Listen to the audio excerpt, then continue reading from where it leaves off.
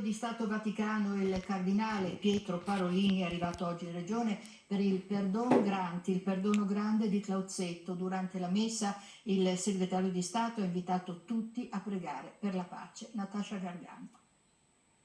Si rinnova a Clauzetto la festa del Perdon Grande, prima la processione con la preziosa reliquia del sangue di Gesù custodita nella chiesa di San Giacomo fin dal 1755, quindi la solenne messa presieduta dal cardinale Pietro Parolin, segretario di Stato Vaticano, che in mattinata ha anche fatto visita alla locale casa di riposo. Sono molto lieto di essere arrivato fin quassù sul balcone del Friuli. Noi celebriamo l'ascensione del Signore e la solennità.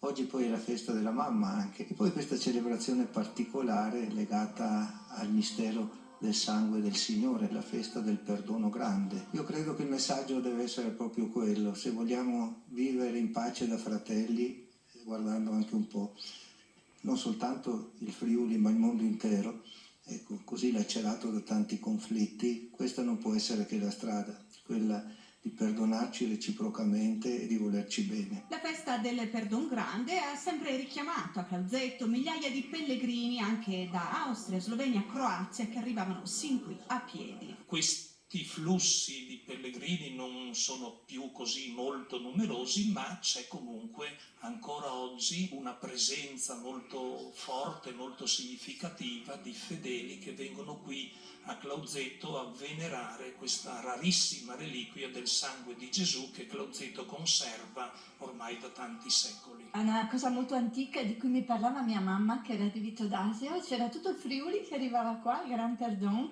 è una cosa molto sentita. Ho fatto un ciclo pellegrinaggio da Chions fino a qui per venire a vedere il Gran Perdon.